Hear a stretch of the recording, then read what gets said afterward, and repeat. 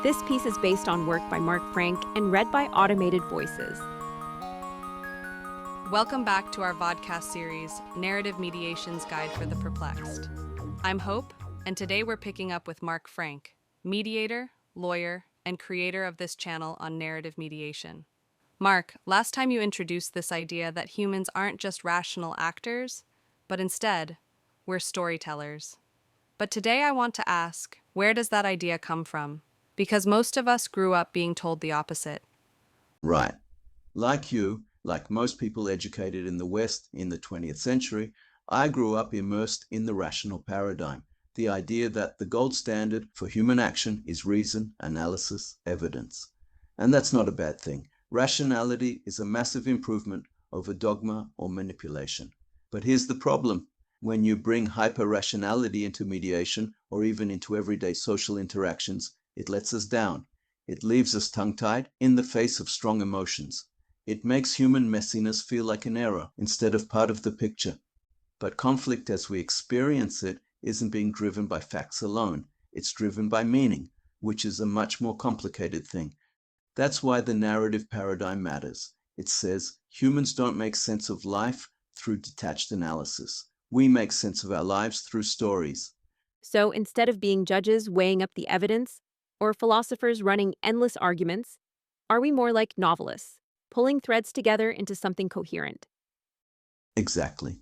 In day-to-day life, people tend to judge stories using two surprisingly simple tests. First, does this story make sense? Is the story coherent?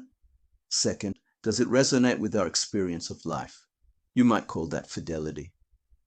The question isn't always, is this rational? The more pragmatic question is, does this story make sense? Does it feel meaningful? Does this ring true? Sure, we do want engineers, surgeons, and scientists thinking rationally, but much of ordinary life doesn't work that way. And once you see it that way, so much about human interaction suddenly makes sense. Before we go down that path, there's something I've always wondered about conflict. How is it that two people can live through the same event and walk away with completely different understandings of what happened? That's exactly the puzzle that led many people toward narrative thinking. For instance, one person in a conflict remembers betrayal and another recalls it as self-defense. Neither are necessarily lying. Both may sincerely believe they're telling the truth. The question isn't simply what happened, it's what meaning each person attached to what happened. Which brings us straight to mediation, because I know one of the common misconceptions is that narrative mediation is about analyzing people's stories like in literature, close reading, decoding symbols. But that's not it, is it? No, not at all. You've hit it on the head. One of the biggest misconceptions is that narrative mediation is about analyzing the content of stories. It's not. It's about noticing the architecture, how people assemble their narratives, often unconsciously, using cultural references, which may include ready-made roles like villain or victim, or even cliches. People rarely enter conflict with a blank sheet of paper. They arrive carrying stories already in progress. Stories about being a good parent, a responsible employee, a loyal partner, a victim, a survivor, a protector, a rebel.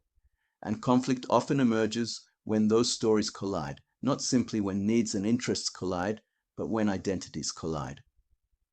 So a mediation room starts looking different from what we expect.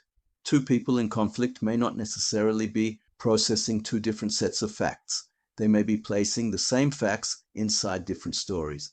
And here's where it gets fascinating. The moment you notice the architecture of people assembling their narratives, you realize people aren't just telling you about the past. They're composing reality in real time. Tell us more about that, because that feels like a big leap, from telling a story to changing reality. Think about humor, Hope.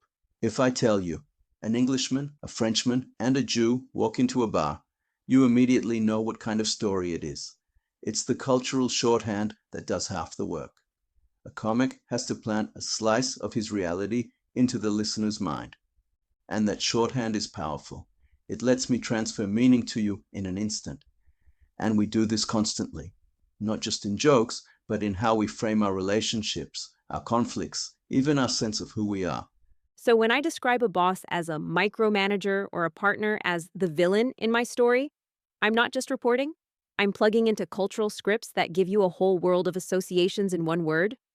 Exactly. When we tell our own life stories, we do the same thing. We borrow from culture, from films, from archetypes, from shared roles. This compresses meaning and transfers it instantly to others, but it also molds how we see ourselves. That's the deeper point. When I build my story that way, I'm not simply describing reality. I'm shaping it. I'm choosing the frame, the archetype, the emotional resonance. There's as much honing of the messaging in this unconscious process as doing it in longhand. The raw facts don't change, but their meaning absolutely does. And once you see that, contradictions don't look like lies anymore. They look more like experiments, different drafts of reality. And remember, we make sense of things through our stories. If I describe myself as the underdog, that shapes not just your perception of me, but my own sense of who I am. So then, composing a narrative isn't neutral. It's imprinting meaning on raw facts.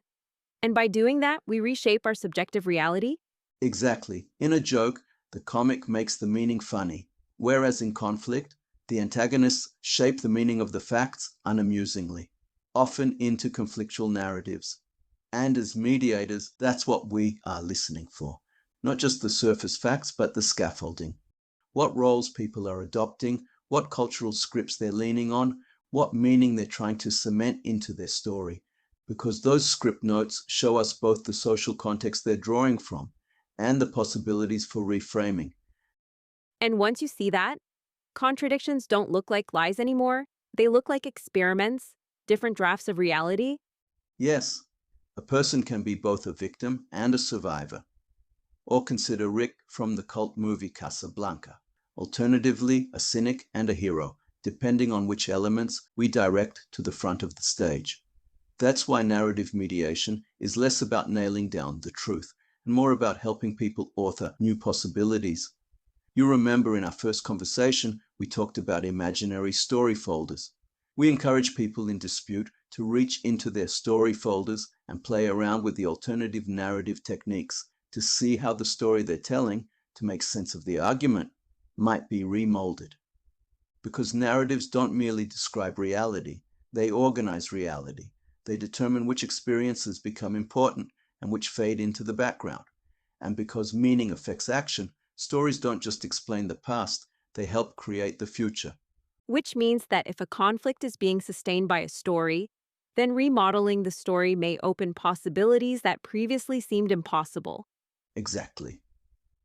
That's a perfect place to pause, Mark. And next time, we'll go deeper into those cultural backdrops, the social scripts that quietly steer not just our conflicts, but our behavior in general. Because as we'll see in the next episode, labeling a disputant as someone from that different culture is a major stumbling block in unblocking a dispute. Mark, thanks again. And to our viewers, thanks for watching. This podcast is based on original Hebrew content from the series אישור נרטיבי בעברית. with Mark Frank.